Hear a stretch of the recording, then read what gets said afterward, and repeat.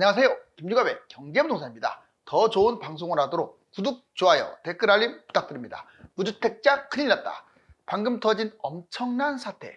최근 집값이 계속 하락할 것이라는 전망과는 달리 설 이후 부동산 흐름이 크게 바뀌는 양상입니다. 무엇보다도 미국 등 해외 집값 상승과 주식, 가상화폐 등 위험자산 급등이 영향을 주고 있습니다. 문제는 오늘 터진 금리 인하와 정부 부양책 관련 내용이 잘못하면 부동산에 기름을 부을 수도 있다는 점입니다. 유료 상담은 010-2616-6276 제가 직접 매수 타이밍과 입지를 전해드립니다. 지금 바로 전화 주십시오. 무주택자 큰일 났다. 방금 터진 엄청난 사태. 보시면 이제 기준금리 인하도 있고요. 정부 규제 완화, 세금 대출 완화, 봄 이후만 되면 꼭 집값이 뛰었거든요. 급등, 위험자산 상승. 지금 이렇게 되면 거품이 점점 커져서 폭발한다는 뜻이에요. 자, 이제 아파트가 올라가면서 어디까지 거품을 형성할까요? 부동산 3대 변수, 3가지 변수. 자, 미국 연준 금리 인하 6월 유력, 주요국 통화 정책은 각자 도생. 이제 각자 알아서 해라 이런 말이죠. 미국은 자, 마이웨이, 나의 길을 가겠다. 보시면 부동산 3대 변수. 누가 뭐래도 금리를 들 수 있고요. 그 다음에 정부 정책을 들 수 있고, 그 다음에 경제를 들 수 있는데, 금리는 인하 쪽으로 당장은 아니라도, 두 번째, 규제 완화. 정부는 시종일관 규제 완화를 하고 있는 거 아시죠? 그 다음에 경제 회복. 먼저 미국 6월달 금리 인하가 제일 좀 유력해졌어요. 원래 3월부터 했는 이야기가 나왔는데, 이게 물가가 쉽사리 내려오지 않다 보니까 자꾸 뒤로 밀리는 거죠. 물론 확정된 건 아닙니다. 어디까지 또 더 늘어날 수도 있어요. 24년에 한 4번 정도 대략 금리는 4.0 전후가 되지 않을까. 우리나라 6, 7월 정도 금리 인하, 미국보다 뒤로 갈 가능성이 커요. 원래는 우리나라가 먼저 움직이는데 이 금리 차이가 크기 때문에 그래요. 연말에 가서는 2.5에서 3% 전후가 되지 않을까. 자, 5대 은행 주담대 최저입니다. 지금 3.38. 지속적으로 인하 가능성이 지금 거론됩니다. 규제 완화. 자, 정부 규제 완화. 재개발 재건축에 대해서 이미 완화를 했고, 다주택 중과세 이것도 하겠다라고 이제 말을 했고, 보금자리, 적격 대출 재개. 사실상 보금자리는 작년에 시행을 했고 이번에는 이제 적격 대출 3, 4% DSR까지 이제 적용하겠다. DSR을 적용하는 거, 스트레스 DSR까지 적용해서 심각한 타격을 주면 모를까. 제가 보기에는 이 부동산 규제 완화를 이게 가계부채 때문에 형식적으로 하고 있는 것 같아요. 실질적으로는 부동산 지금 부양책의 일환으로 지속된다고 보시면 돼요. 군사보호 폐지도 했고요. 세금 대출 완화, 또 주택수에서 웬만한 뭐 빌라라든가 이런 것들은 제외한다 이런 발표도 했었죠. 자, 경제 회복도 관건입니다. 성장률이 2.2%, 작년까지만 해도 지금 마이너스에서 허덕거렸는데 이제 성장률이 본격 궤도를 달리고 있고, 경상수지도 처음으로 500억 달러 흑자, 해외 변수도 긍정적이에요. 지금 문제가 물가 금리는 아직까지는 모르겠지만 이제 유가라든가 전쟁 이런 것들이 더 이상 악화될 가능성이 지금 적다. 위험자산이 문제죠. 위험자산은 부동산, 주식, 가상화폐 이런 것들이에요. 자, 부동산 지금 해외가 뛰고 있어요. 주가도 지금 계속 신고가 찍고 가고 있고 우리나라가 따라가는 형국이에요. 가상화폐 지금 2배 이상 뛰었습니다. 저점 대비. 자, 이거 한번 근거 자료 한번 볼까요? 변화 기류를 한번 보니까 1월 서울 아파트 거래 37%. 오늘 제가 이렇게 방송을 하면 좀 불편할 수도 있어요. 무주택자들은 폭락거래 하는데 무슨 뭐 집값이 뛰느냐. 제가 지금 집값이 무조건 뛴다는 얘기를 하는 게 아니라 이런 기미가 보인다는 것을, 이런 것도 있다는 점을 알려드리는 거예요. 1월 서울 아파트 거래 37% 증가, 가격 하락폭도 축소. 보시면 계속 줄어만 갔던 이게 거래량이 1월 달에 확 늘어났죠. 자, 그리고 아파트 매매 변동률도 보시면 작년에 이렇게 쭉 올라갔었는데 쭉 아예 그냥 수직으로 떨어지잖아요. 그러다가 최근에 이제 겨울부터 횡보하고 있다가 서울 같은 경우는 마이너스 0.02로 지금 오히려 약간 위로 지금 올라가는 형태. 이렇게 되면 3월 중순이나 하순부터는 보합으로 전환되고 상승으로 전환될 수도 있다. 여기 보시면 아파트 전세가율이 계속 내려가다가 역전세 문제로 내려갔잖아요. 66% 바닥을 찍고 지금 계속 올라가고 있어요. 서울 같은 경우. 지금 전세가 상승 중입니다. 자, 여기 지방 같은 경우도 전세가율이 지금 올라가고 있는 중. 자, 밑에 초록색이 서울이고 빨간 게 전국인데 둘 다 상승 중이죠. 자, 연령대별 아파트 매수 비중 추이. 지금 연령대 보면 30대가 지금 이제 부동산을 이끌어가는 층인데 22년에 22.4%밖에 안 됐다가 23년 11월 현재 26.7. 즉 30대가 꾸준하게 매수하고 있다는 거예요. 40대도 줄어들다가 또 매수 쪽으로 방향이 지금 전환했습니다. 자, 금리나 시간이 필요하지만 6월 이후에는 유력하다. 오늘 또 뜬 자료에 이게 이창용 한국은행 총재 금리나 논의는 시기상조다. 5월 전망이 중요하다. 즉 5월 달에 이제 물가라든가 여러 가지 지표가 만약에 금리 인하 쪽으로 방향을 틀면 인하하겠다 이 말이에요. 지금 미국이 인하하면 따라가겠죠. 우리나라가 먼저 인하할 것 같지는 않아요. 아까도 말씀드렸지만 우리나라하고 미국하고 기준금리 격차가 지금 워낙 커요. 1.5까지 나잖아요 지금. 자, 미국 파월 의장 인플레이션 불확실하다. 그래서 당분간 고금리를 유지하겠다. 그런데 문제가 있습니다. 미국 민주당은 11월 대선을 앞두고 파월 너 뭐하느냐, 금리 인하 압박해라, 이렇게 되면 지금 가계 또는 기업 뭐 이렇게 거기도 부채가 많잖아요. 미국도 이런 문제 모든 네 책임이 될 것이다. 그리고 배팅 업체, 이 객관적이죠. 배팅이 미국 6월달 금리 인하가 유력하다. 대략 올해 3, 4회 할 것이다. 현재로서는 이래요. 한국은행 이창용 총재 물가 등 금리 인하 논의 시기상조다. 말은 이렇게 하죠 항상. 그래놓고 금통위원 6명 중 5명은 5월에도 금리 동결할 가능성이 높다. 그러니까 대부분은 5월달 금리 동결인데 6월에 대해서는 이렇게 말하고 있어요. 5월달 그 지표가 중요하다. 6월 이후 3회 이상 금리 인하 전망을 하고 있는 거예요. 금감원 이복현 금감원장도요. 당장은 과도한 금리 인하를 경계하고 있죠. 부동산 PF라든가 해외 부동산 투자 등 위험 요인을 관리해야 할 그런 상황이기 때문에 지금 너무 계속 금리를 동결만 하는 것도 위험한 상황이 될 수 있어요. 여기 보시면 고금리 장기화 될 수 있으니까 이거에 대한 위험 요인을 관리하겠다. 그리고 해외 금리를 보면서 연동시키겠다. 이 말은 미국이 내리면 우리나라 따라 내리겠다는 뜻이죠. 이제 윤석열 정부 모든 규제 완화.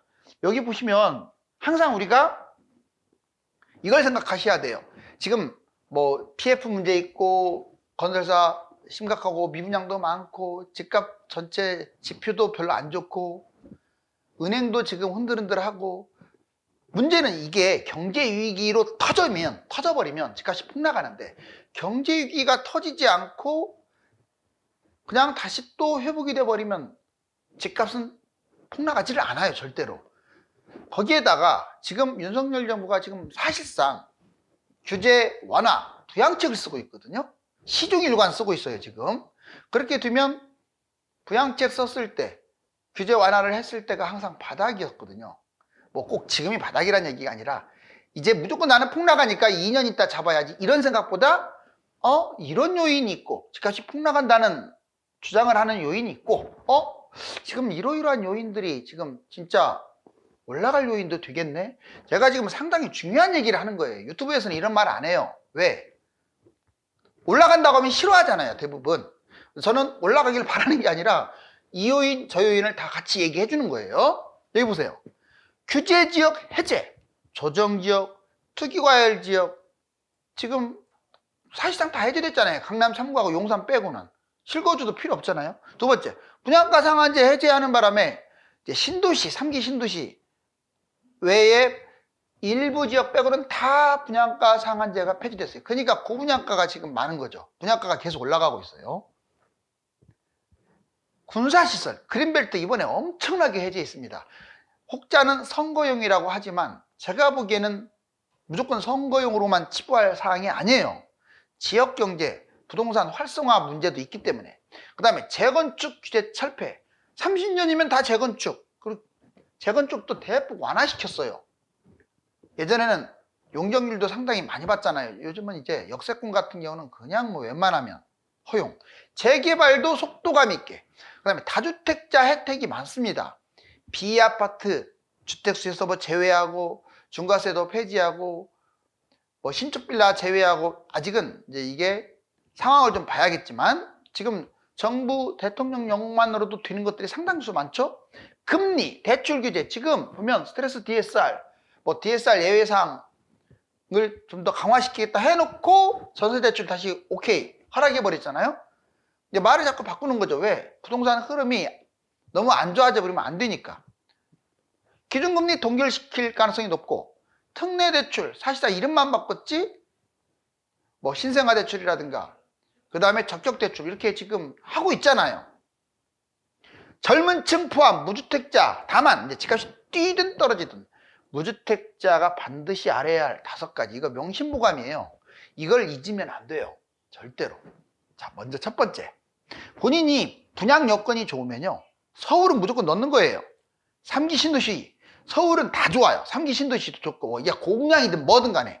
다만 대단지 분양, 너무 막 지금까지 미분양이 넘쳐 흐르는 것들은 안 좋고, 대부분 서울하고 3기 신도시, 3기 신도시는 이제 분양가 상한제 적용돼서 좋은 거고요. 택지지구도 그렇고, 서울은 입지가 좋으니까 좋다 이 말이죠. 주로 대단지. 그 다음에 상급지 아파트, 여기는 서울도 포함하고 경기도 인천에 좀 부촌, 지방도 부촌, 거기 대단지를 잡으세요. 서울 재개발 주택, 그렇죠. 이제는 주택이라고 다 나쁜 게 아니에요. 비아파트라고 해서 재개발이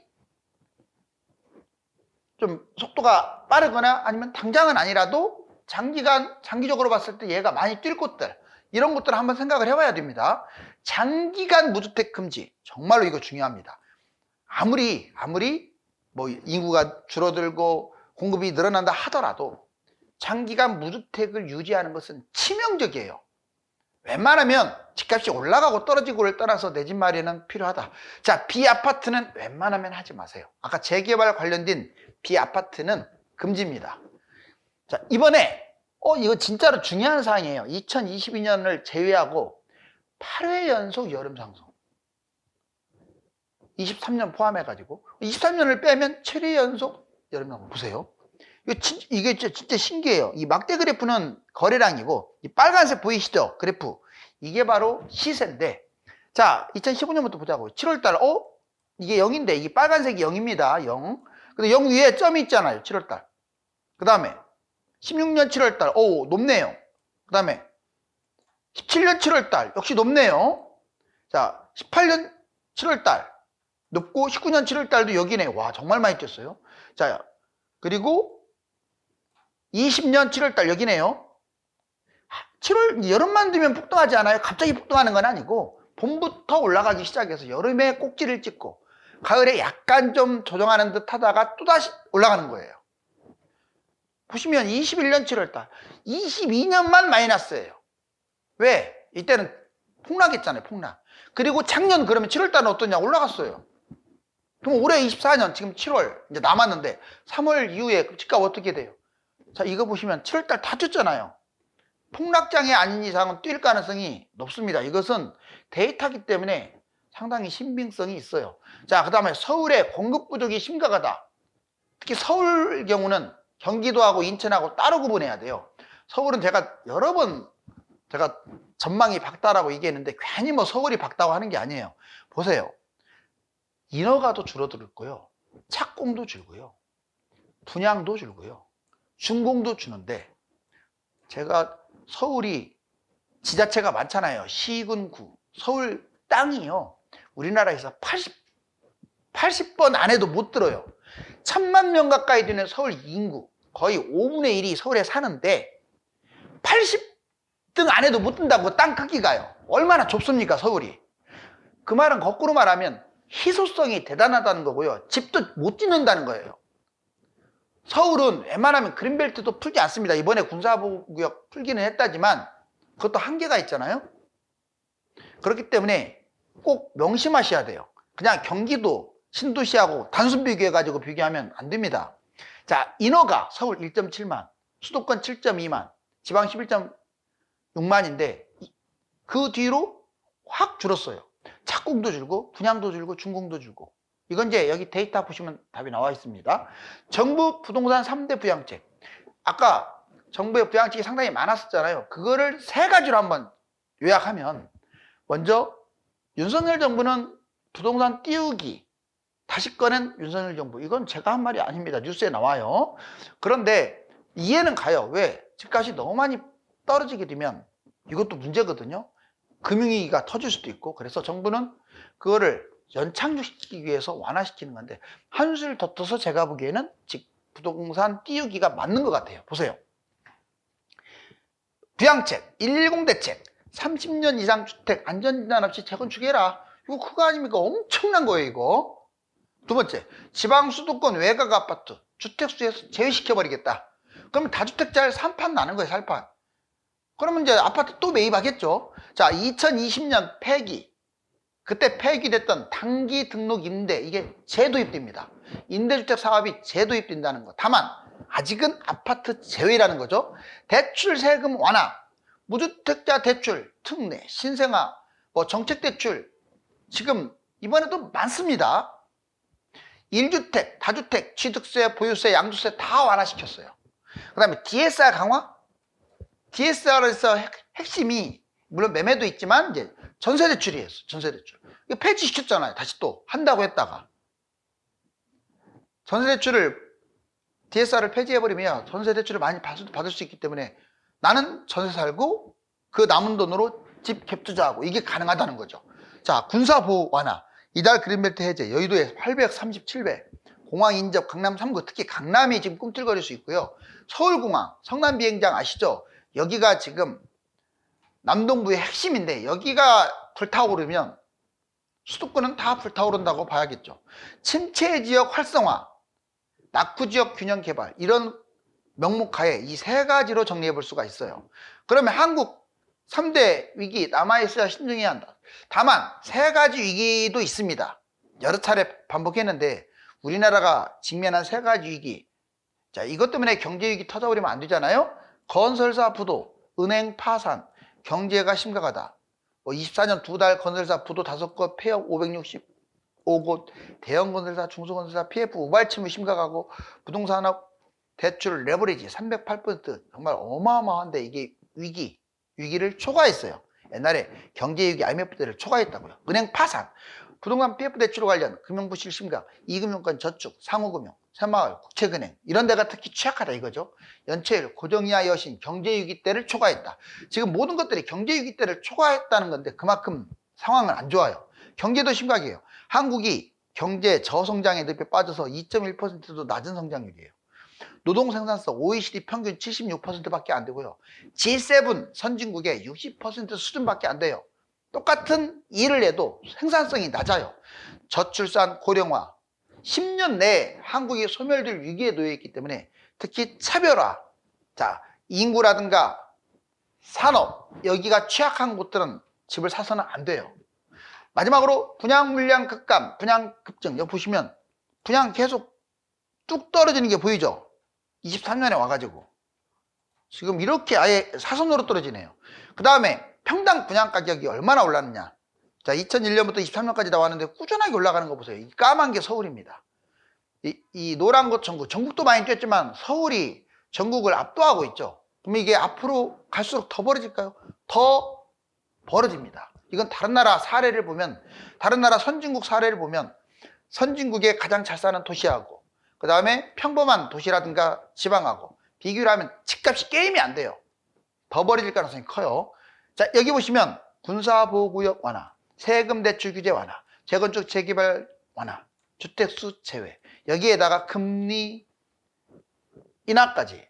지금 여기 장독에 갇혀있던 이 아파트, 이거를 깨트리고 있네요. 자, 부동산은 떨어지면 금매가 늘어나지만 상승장으로 전환이 되면 금매 소진으로 10% 이상 매물이 오르기 때문에 타이밍을 놓쳐서는 안 됩니다. 감사합니다.